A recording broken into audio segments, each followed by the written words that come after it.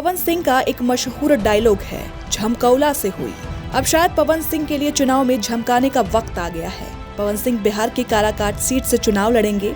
इस बीच ये चर्चा हो रही थी कि पवन सिंह इंतजार में थे कि बीजेपी यूपी की एक सीट उनके खाते में देगी।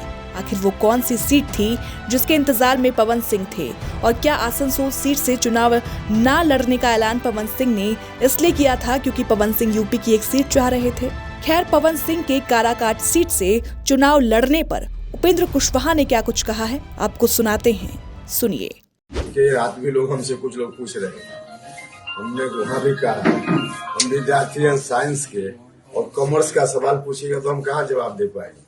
हम साइंस के विद्यार्थी हैं, साइंस का सवाल पूछे जवाब देंगे।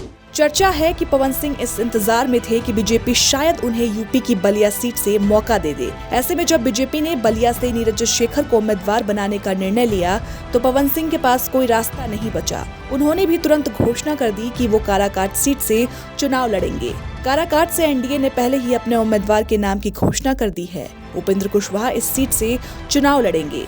चर्चा तो ये भी थी कि पवन सिंह शुरुआती दौर से ही आरा लोकसभा सीट से चुनाव लड़ना चाहते थे।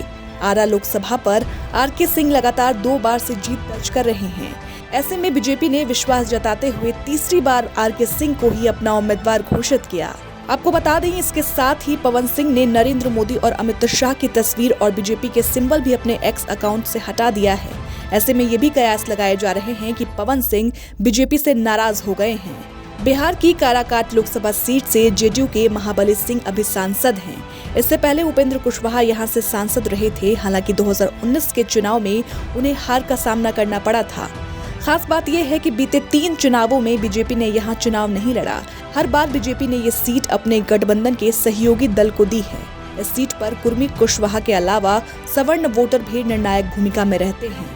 बहरहाल, आपको याद होगा, पवन सिंह को पहले बीजेपी ने आसनसोल सीट से टिकट दिया था, जिसके बाद पवन सिंह ने खुद इस सीट से चुनाव न लड़ने की बात कही थी और सोशल मीडिया पर पोस्ट भी किया था।